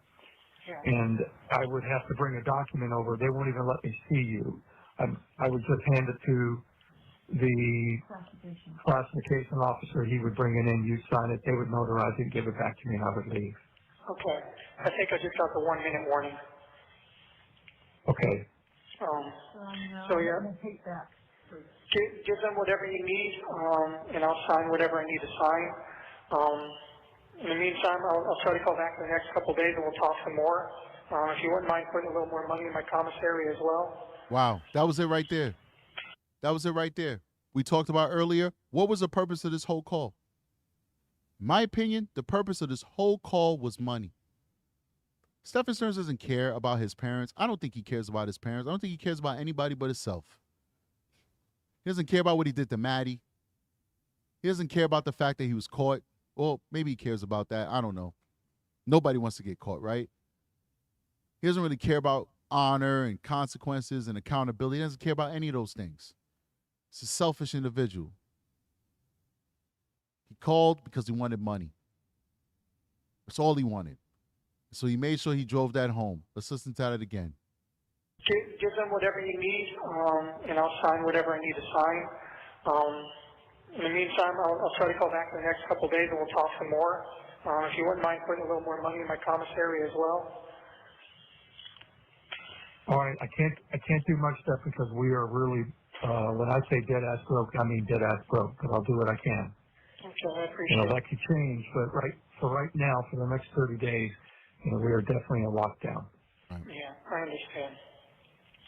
Okay, all right. Maybe I'll try to get over there within the week to get the POA taken care of. Okay. There's a 15-minute cooldown before I can call back. I'll see if I can call back again. If not, I'll try to call back in the next couple of days. Okay, thank you. All right. Wow. I love you. Bye. Wow. That was very, very interesting call. Very telling, ladies and gentlemen. Very interesting, very telling. Wow. I told you that call was going to blow your mind. We finally got to hear from the monster. And what did we get? More deception, more lies, no accountability. And of course, what was the purpose of the call? Well, in my opinion, money. He didn't want to talk about his crime. He didn't want to give a confession. He didn't want to give absolution to his parents. He didn't want to give them some insight into what he did, into why he did what he did. He didn't want to thank them for supporting him or anything like that. Just I'm going through the motions because I know you got questions. I'm going to lie. I'm going to deceive you. I'm going to get aggravated with you with the questions that you're asking me. And all right, the call is over. Send me some money. Send me some money. Stephan Sterns, wow. Never ceases to amaze. Guys, I think we have time for a couple of calls. Let me go ahead and set this up. And we're not going to stay too long. Remember, I got things I want to do. But certainly, I want to hear from you guys. I really sincerely would like to hear from you. Let me set everything up. Get the phone number out there and everything. What do I use? I use Skype or something like that? I totally forgot. I don't even know what application I use, and I pay for it every month. It's a lot of things you got to pay for when you're a YouTuber. Nothing's free. So the fact that you guys could call me on the show, I got to pay for that. All right, so it's loading up. Skype is ready. Let me go ahead and get the phone number for you guys. And I'd love to hear from you. Love to hear from you. Of course, we could talk about anything. I'd love to hear what you guys think about this call, the show that we just did. If you want to talk about anything else, you can. We have a lot of victims and a lot of survivors that watch the show. If you want to talk about yourself and your journey, I'm always willing and always grateful to hear it. We're here to give the voice to the voiceless, and many of you have felt at times throughout your life that you have been voiceless. And so let the Strategic Eyes Show be a place where you can come and be heard. We hear everybody, all right? We hear everybody. And yeah, I had to actually check myself. Oh, call already. Welcome to the Strategic Eyes Show, caller. How you doing? Hello? Hey, how you doing? Strategic. Hi. Hey, how you doing? So I'm calling. My name is Tina. I'm calling from Kentucky. All right, Tina from Kentucky. Thank you for calling us. And I know we're on a delay, on a slight one. I just want to say Stephan Sterns is nothing but self-centered. He is an a-hole through and through. He's never, ever, ever, ever gonna accept his responsibility in this. And I put a notation in the chat where I said, about Mehdi when he said basically that he didn't start it, Right. that she ran around in her PJs being 8 years old, and he took that as her being sexy towards him, and, you know, Is that your that's opinion, how or I was just curious. Is that your opinion, or you have some information that's true? I'm just No, curious. that's my opinion. Okay, okay. That's my personal opinion. Got That you. she probably ran around in her PJs Right. as a little kid, because that's what kids do. You have little kids. Right. They run around in their PJ, not Yep. thinking about nothing but being kids. Right. And so he basically just took that as his goal line, his green light to do Right. whatever he needed to do or wanted to do with this poor child that he just discarded like somebody discards a piece of garbage. Right. And Yeah. it's so sad, so sad. By the way, I'm a big fan, Thank you so much.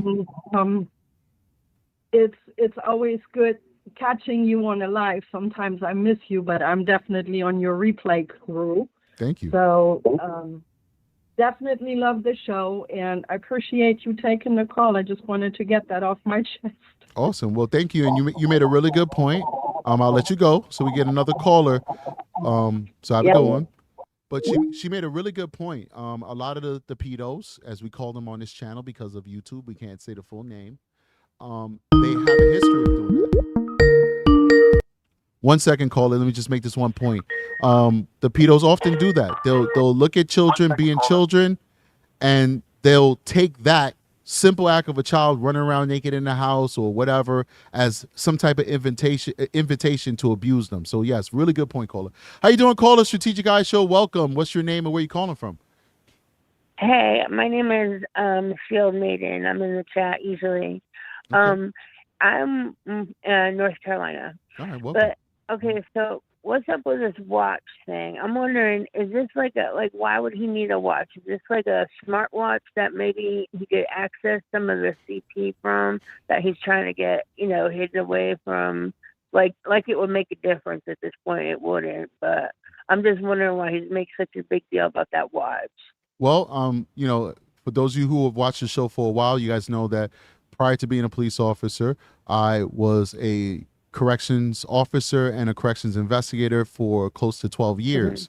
So I can tell you, because we have pretty much national standards, right? This national standards of security. You can't have smart watches inside of a prison. Watches are some of the things that are very highly scrutinized. In fact, I thought maybe he was looking for his parents to destroy it or something. That's possible. So it was a smart watch. So that's a good point, because that's what I was going to say next. Like, it's either A, he wants to get rid of the watch, or B, I think more plausible is that the watch may have had some value and he's trying to get the watch sold so that he can get the money, I think that's probably more plausible, that he's trying to liquidate his assets so he can have that money shipped over to him. So he can get his root beer candy. Right. And like when you're convicted of a crime, typically they'll have fees and penalties that you have to pay. And they'll take those fees and penalties out of your account. But while you're waiting for trial, there are no fees and penalties because you haven't been convicted yet. So technically, if he has money or anything, this would be the time for him to get that money, spend it, and utilize it while he's in county jail. Because when he's convicted, that money, any money that gets sent to him, like whenever his mom, dad, friends, or even fans of his, because there's sick people who'll be fans of him and send him money, they'll take a portion of that money to pay off his fees and fines. So this is the moment where he can get that money for free. Yeah. All right. Well, I was just thinking about that. Thanks for taking my call. I love your show. Thank you so much. You have a great day. You too. Bye-bye. All right. Great call so far. Big shout out to Moni with a $5 super chat, or super sticker rather. Said, keep it up. Thank you so much. And big shout out to Annie Norris, who's now Strategic Eyes Recruit. Thanks for becoming a member. Any more calls? Talk to me, people. We're here. The Strategic Eyes Show is here. We want to hear from you. So if you got any more calls, definitely call in. So we can get those calls. Sorry. Perfect. Anybody else looking to call in? If you're looking to call in, we'll take your call. If not, we'll end the show. It's all good. We had a great show so far. Very informative. Once again, the call is 518-639-6283. We will be putting together a show tomorrow where we'll be reviewing Plunder's video that she just did yesterday. We're going to be looking at a specific section of that video when she talks about the pregnancy coins, the parents' coins. That was huge to me. And me and Plunder are going to have a difference in opinion of what those coins mean. And that's okay. Of course it's okay. We're supposed to have different opinions. But the way that she broke down those coins and the way that she showed that the text messages between Stephan Sterns and this unknown person before actually ended up being Maddie was masterful. It was great investigative work. And we know that Plunder used to be, or still is, a journalist. And so that's how you can see that skill, that she used her journalistic skills to put that together. Very good stuff.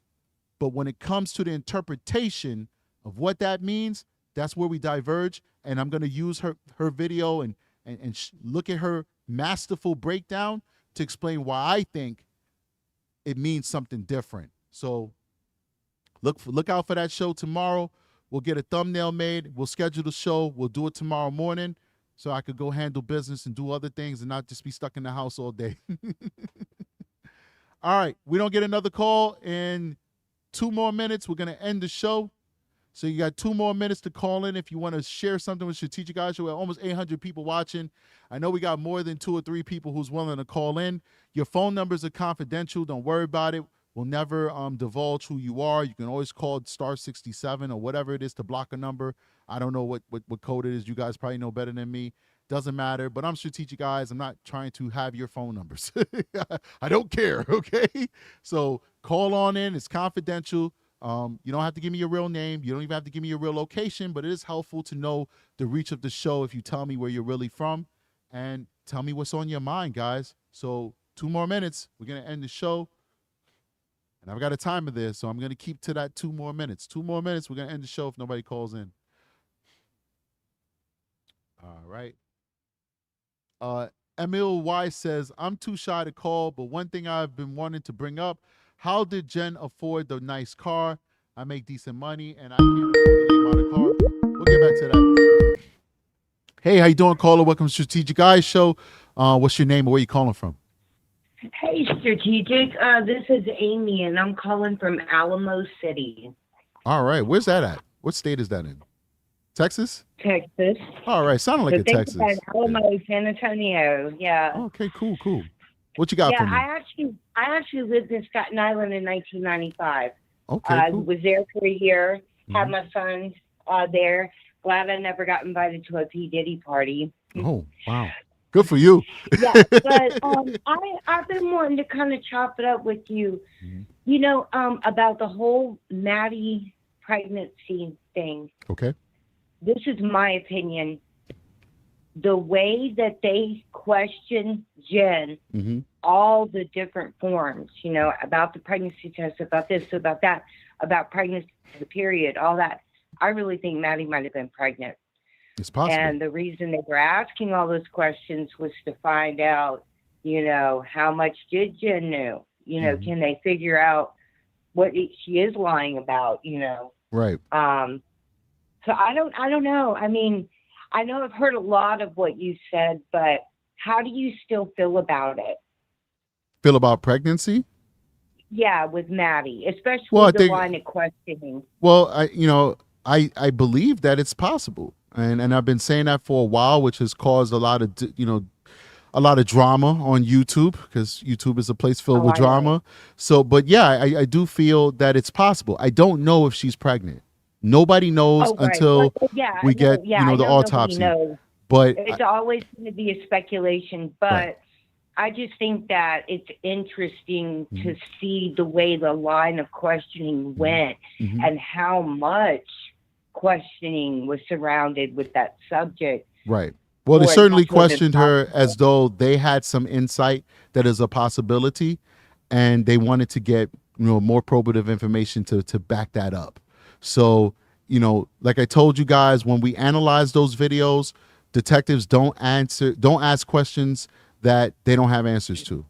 All right. Right. And I knew that, derivative immunity, that was clean for the day kind of thing. Can I ask you a question about that, the derivative immunity? Okay. let's say Jen would have admitted knowledge during that interview of everything. Right.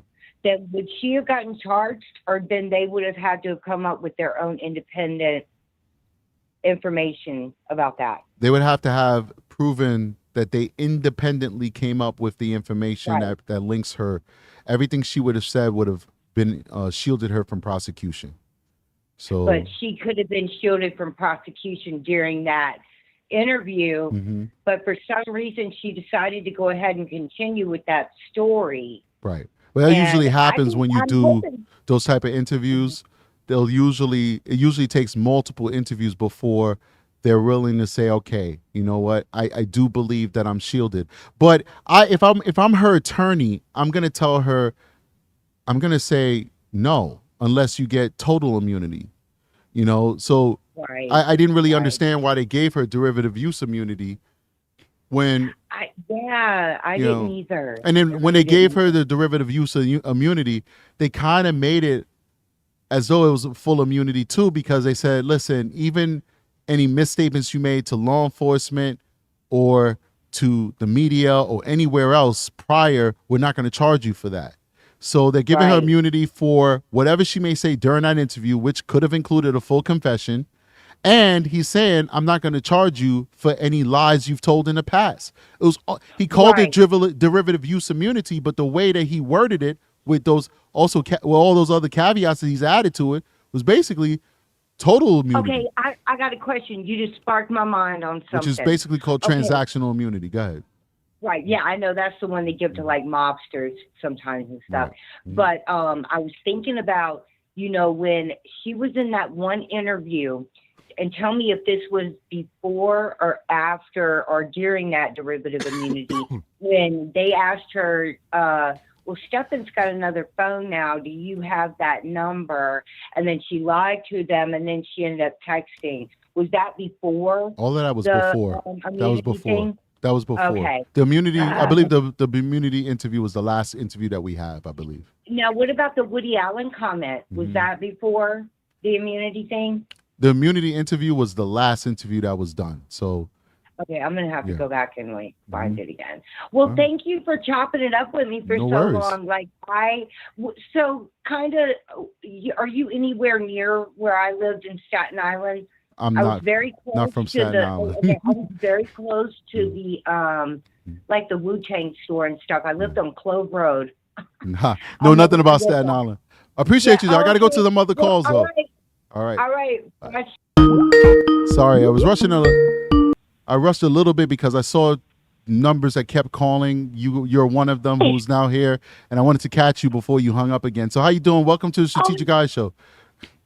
Hi, I'm Ashley from Indiana, and after listening to that call between Stephan and his parents, I feel like we all kind of forget about what they are actually going through, as in, I mean, people probably defriending them, and they said that they're totally broke.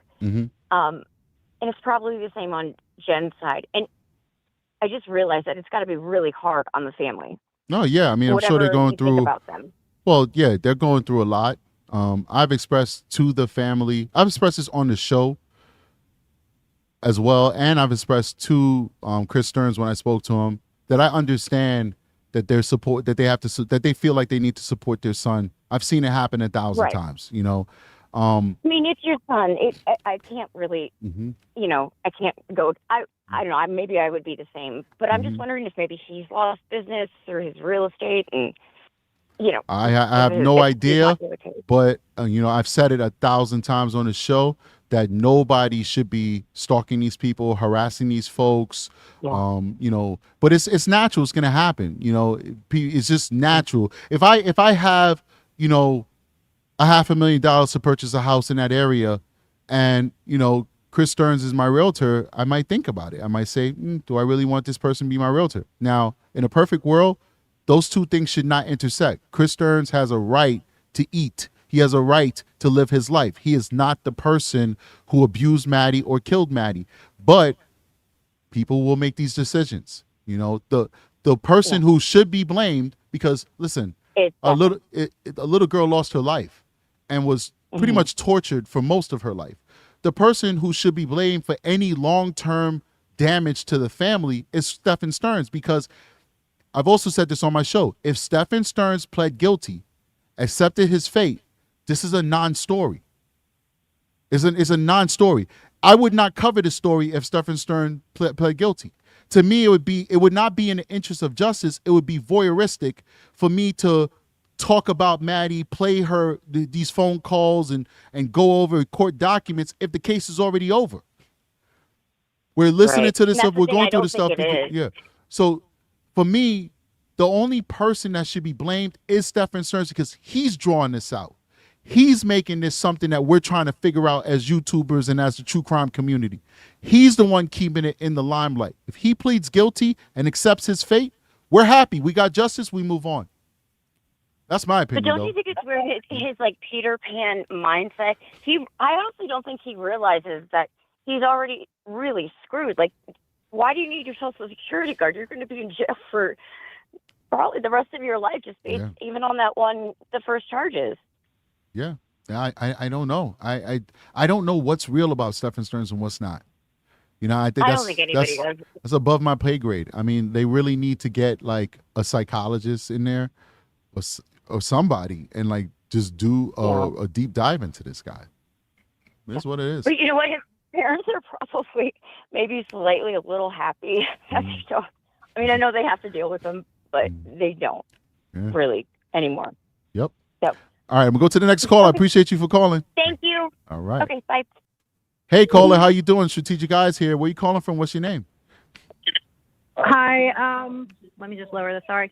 I post as Jeep Sahara. I live in Orlando. Okay. I'm 5 minutes from the grandma's house. Oh, wow. This case super frustrates me because no one's confronted him, and he's given no truth to any of his answers. Well, what do you mean confronted him? It's so frustrating. What do you mean confronted him?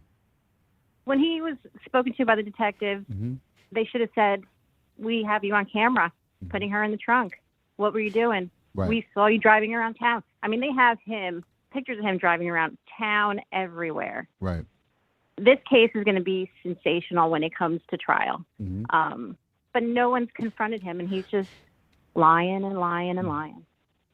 I actually thought about that, this statement that you made about confronting him, because I don't know what channel I was watching or what video I was watching or what comment I read, but somebody was like, I believe that the female detective did a good job holding his feet to the fire and getting him on contradictions. And it made me think about something. When you're interviewing a subject and you know in your mind that subject is guilty of something, you think that he may have committed the crime, and you start asking accusatory questions, you have to read that person Miranda.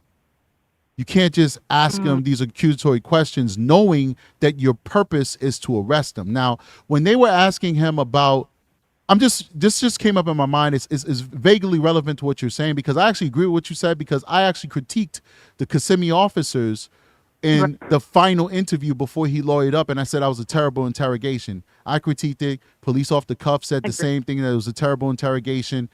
Most of us who are in the business or have been in the business agreed that was a terrible interrogation that those detectives did. But in a larger scheme, when you're talking to a guy like Stephan Sterns, those initial interviews, you can ask him questions. You can ask him probative questions, slightly accusatory questions, whatever, because really you're just trying to figure out what's going on, because it's just a missing persons case at that point, possibly a runaway. Right. But the moment you start saying to yourself, I think this guy murdered her, and you start asking questions like, well, you said you were there on this day, but I have this camera of you that on that day, that now becomes a custodial type interview that you got to read this person Miranda, because you're asking them these type of, it's a slippery slope. There's going to be some people like, yeah, maybe not. There's going to be some people like, hell yeah, you're right. But you're starting to get in that space where that person needs to be read their rights. And when you read somebody their right, they have the opportunity of saying, I want an attorney, and then you can't talk to them anymore.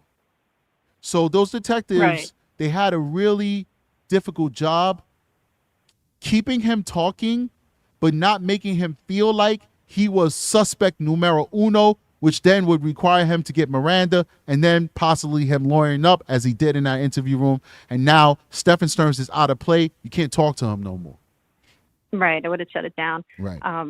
No, 100%. I agree. I didn't even look at it that way. The other thing I just wanted to say was I'm not a big fan of the parents, Chris and Deb Stearns, but I do feel for the dad. I hate to say it. I mean, he just got blindsided with this. I mean, granted, he's got his own past. A lot of people are bringing that up, saying he did his dirty deeds and whatnot. He didn't.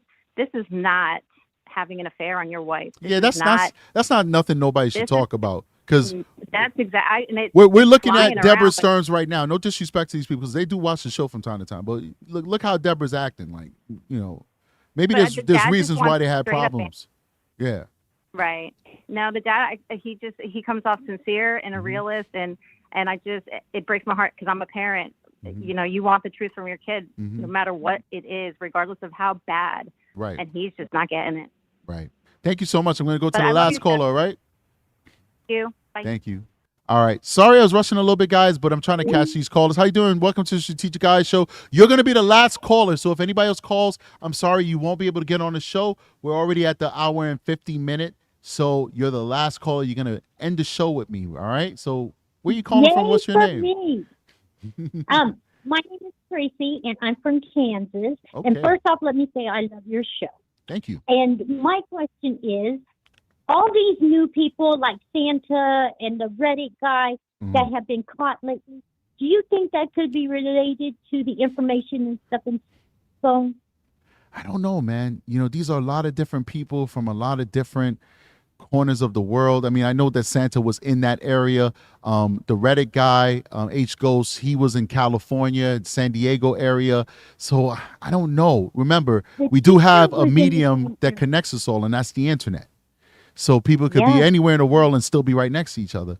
I don't know. But the proximity of all these different abusers in one space, it does make me say, no theory is a bad theory till we have evidence. It's possible. Yeah, something's going on. But we do know one of those people are connected in a sense that H Ghost, who we know is a registered sex offender, many people believe, may have started the Madeline Soto subreddit on Reddit.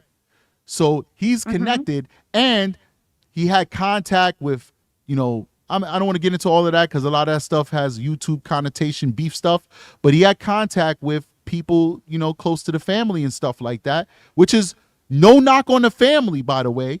No knock whatsoever on the family. They were all deceived, including the advocates. All these people were deceived. I have no reason to believe that any of these folks would willingly and knowingly do business with a person of that man's character.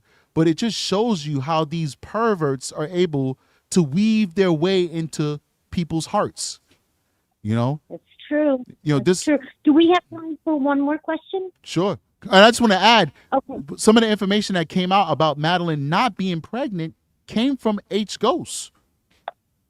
Right. Right, because he wants to turn the story around. Right. So it's like, what do we believe? That's why I tell people, why would a district attorney be talking to anybody but the media? They're not going to tell this stuff to anyone, even the family in some instances. Right. They got to keep it to themselves. Right. So I don't know. Maddie may not be pregnant, but, I'm not going to believe what I'm hearing from these internet places because look at some of the messengers. H Ghost is a sex offender giving us information on Maddie. It's terrible. So what's your last question? I'm sorry. Oh, no, you're fine. Could Stephan be helping, and that may be why he hasn't gotten the second death charge? The one in case there was a baby? This is the thing what I've been trying to explain to people.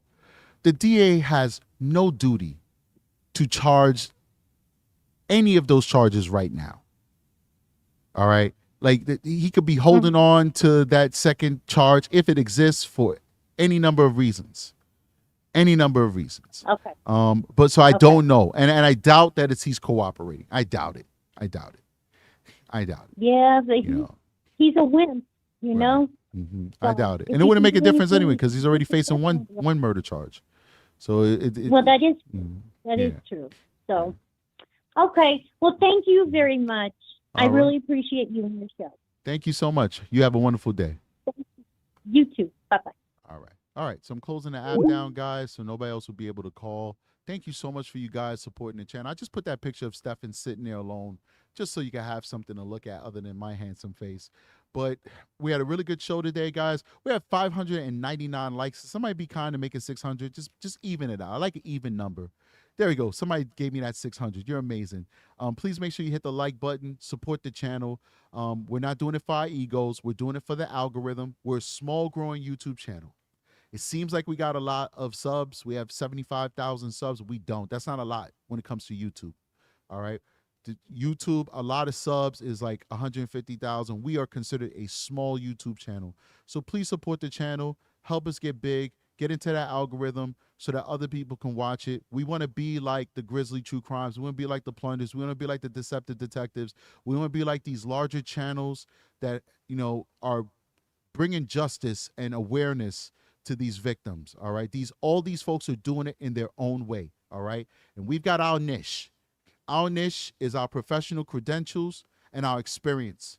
And we want to mesh with this established community and be a good citizen in this community and bring probative and respectful and useful information to this community. That's our goal. That's the goal of True Crime with Strategic. So please help us achieve this goal by hitting that like button, sharing this with your friends and family, and being a part of the community. Lastly, we have a membership program. We also have our Patreon. Please consider joining the Patreon, the membership. You get exclusive content, a lot of those two platforms share content, and then each one of them get their own different content as well. So if you can, be a part of both. If you can't, choose one. If you can't afford it, don't feel bad. It's perfectly okay. It's just an option. You get the best of me for free just by making sure your notifications are set for all, watching the shows when I drop them, hitting that thumbs up, and engaging inside of the comment section. Not everybody has the means to be a member or a Patreon. We get that. We appreciate you just for being a part of the show. That's it. That's all you truly got to do for Strategic Eyes. Just be a part of the show. Just watch the shows, like it, share it with your friends and family, and that's it. Free of charge, guys. So don't ever feel inadequate. I know some people hit me up, oh, I wish I could be a member, but I can't afford it. It's okay. You'll get there one day. And we also have very generous people like Alex Reese, who just donated a gift membership to Ashley Larson, who's going to be the lucky recipient of that. Congratulations, Ashley. And thank you so much, Alex. We give away free memberships all the time. They're given away at random by YouTube. Don't worry about it. Don't ever hit me up saying, I wish I could. I'm grateful that you're just watching. I'm grateful that you're willing to support me in the way that you know how to support me, or the way that you can support me, rather. That being said, guys, I see you guys on the next one. I always start saying that before I actually set up the outro. Let me set it up. Now let's do it. I'll see you guys on the next one. Strategic is out of here. Peace. Oh, take that back. Big shout out to my moderators. Please, if you can, give my moderators some coffee. The links is inside of the chat. If you can, show love to the moderators. They work very, very, very hard to keep the show clean, to give you that upstanding comment section that you see there. The Strategic Eyes Show has one of the cleanest comment sections on YouTube. We don't tolerate harassment. We don't tolerate trolls. We don't tolerate bullies. And it's all because of the moderators and the amazing work that they do and the time they take out of their life for free to work for you, not even for me, to work for you and this community. So if you want to show them some love, please show love. Give them some coffee. Now I'm ready to get out of here, guys. See you on the next one. Strategic is out of here. Peace.